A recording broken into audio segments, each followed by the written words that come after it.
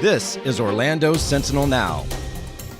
Hello, it's Wednesday, December 1st. I'm Rich Pope here with Kevin Spear and Mike Lafferty, and today we're going to talk about a five-part series that looks at Florida wildlife and the environment. Also, we're going to look at an editorial that takes on the debate on tourist tax and how it should be used. But we're going to start here with Kevin Spear. So, Kevin, a five-part series that you've been working on comes out today, and it looks at the environment here in Florida. And actually, it says it's Florida's wildlife's last stand. What does this mean?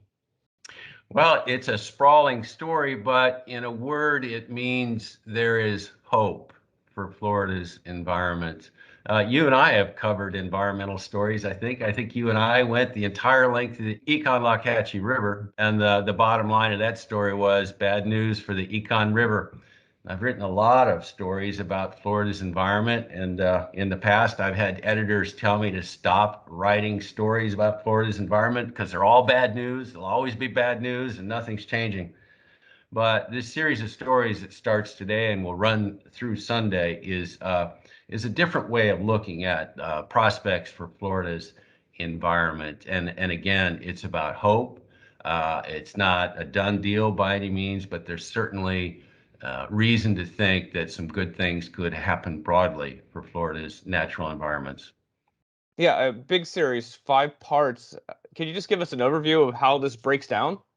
Do we have a couple hours here by any chance? Yeah, five parts, and they're all very long, that's for sure. And it was a great pleasure to pursue those stories. But basically, the stories look at 4 points in time.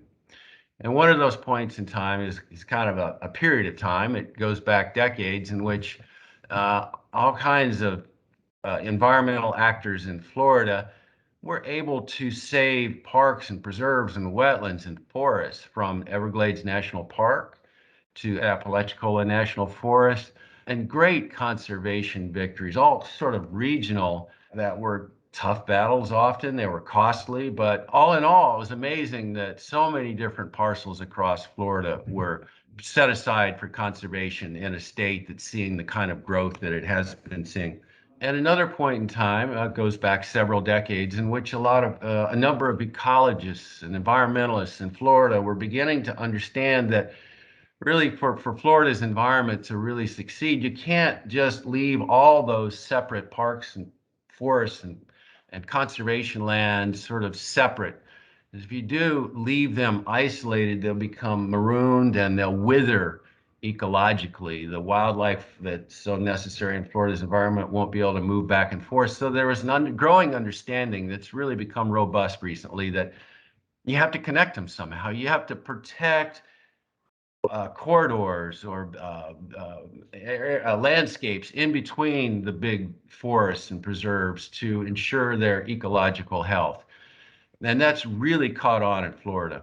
A third point in time then came along this year when Florida lawmakers, surprisingly, I think, really bought into that notion and dedicated $400 million toward that notion of protecting corridors in between the important parks and preserves in Florida.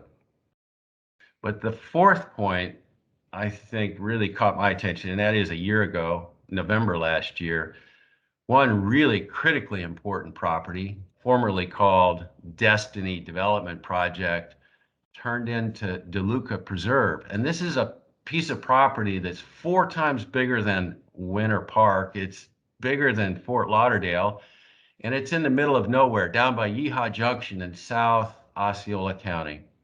It had been put up for development. It would have been turned into a city.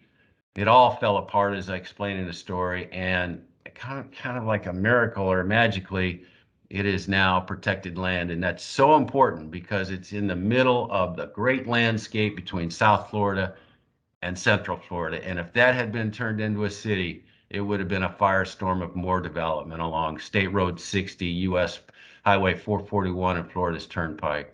It is nice to hear that there is this hope. I can't imagine as a reporter how you even tie all this together. It just seems like it goes from one side of the scale to the other.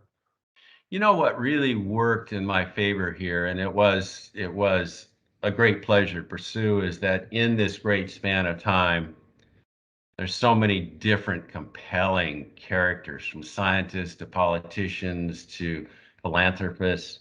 And I had the room in these stories to really bring those folks to life and their part in this notion that we can protect Florida's environment, even as we are growing as quickly as we can.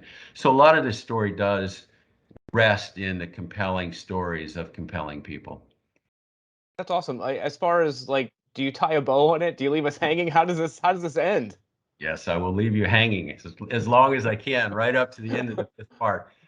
You know what I came away with is that while there are very serious people, very committed people, all working in the direction of protecting Florida's environment, there's just so much happenstance and accident and good luck and bad luck, and that's all crashing together in a state that's already full of competing interests and chaos.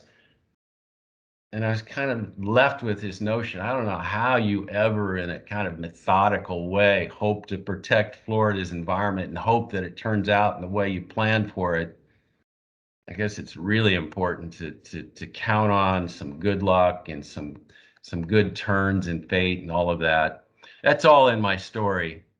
The bottom line there is that things did work out in a very positive way. It's not a done deal by a long shot, but there is reason to believe that Florida, what's left of Florida's important environments, will survive in coming decades. That's awesome. That's awesome to hear. Well, Kevin's story is starting to release today. It'll be from today through Sunday. It's on OrlandoSentinel.com. So be sure to read into this. A lot of work went into this, and Kevin always knocks a home run with this stuff. So be sure to take a look at that. Appreciate that. Thanks, Kevin.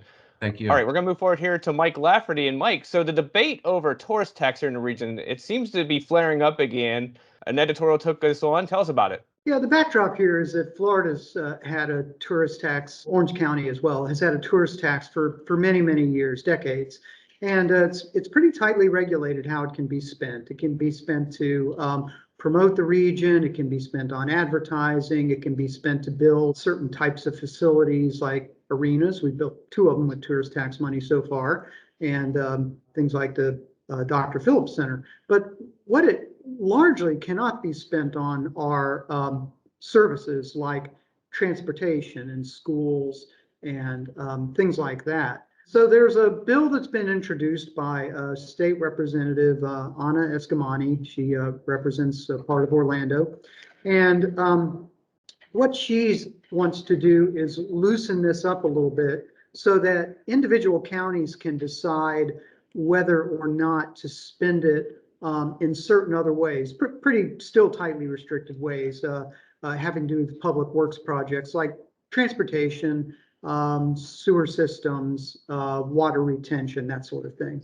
Yeah, well, tell us about at the beginning of the editorial, it talks about how some heavyweight players in the area for tourism are putting behind this Bright Line train as far as getting it to the Orange County Convention Center. And it jumps off of that as far as they're using it as that this will benefit tourism workers as well. But the editorial board seems really skeptical about this. It's a bit of a tangential point to the larger point, but here's what's going on is this Bright Line train, which Kevin Spear has written quite a bit about, runs from South Florida and will soon connect to Orlando International Airport. And the idea is to then extend from Orlando International to Tampa and via Walt Disney World. Well, the merchants on International Drive don't like that route. The route they prefer is one that would take it up and have a stop at the Orange County Convention Center. They've launched a pretty ambitious effort to make that happen. But one of the points they make, and it's not their central point, but one of the points they make is, hey, a train like this could really help commuters, people who are trying to get to and from work on International Drive. Well, that doesn't seem like a great argument because it's hard to imagine a lot of commuters are going to be jumping on at Orlando International and taking the train to the Orange County Convention Center. But the point we made is that, well, hey, if these merchants truly care about their workers, commuters getting to and from work, then they really ought to get behind Escamani's bill, which would actually provide some transportation alternatives to people that really work for commuters, like improving the Tri-County Links bus system, which a lot of people use to get around on iDrive. Yeah, well, tell us about the taxes. It seems like they're all locked in as far as how they're going to be used or how they should be used. But there have been instances in some cities where they've actually changed this to use it for other things rather than just tourism. Yeah, there have been some very local tweaks of the state law that have allowed, for example, Brevard County can now spend some of its tourist tax money. And I should explain, a tourist tax is a tax that people pay for every night in a hotel room or at a campground or any kind of rental property like that. But anyway, Brevard County can now use some of that money to try to bring the Indian River Lagoon back to life. It is suffering some pretty severe consequences of development. Something else Kevin Spear has written about quite a bit. It's good that you had him on this show today. And up in the Panhandle, they've been allowed to have to spend some of the money like on lifeguards. So there just being these little incremental changes. It seems that what Escamani is trying to do here is also a bit of an incremental change, because it doesn't leave the spending open to anything local government wants to do, but it also requires a supermajority of a local government's county commission to approve that kind of spending. So I think she's trying to rein this proposal in so that it might get some traction in the legislature.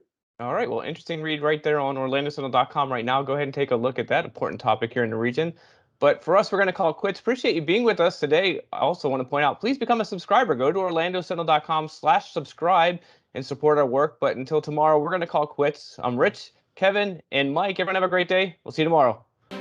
Watch Orlando Sentinel Now live every weekday at noon on our Facebook page and on OrlandoSentinel.com.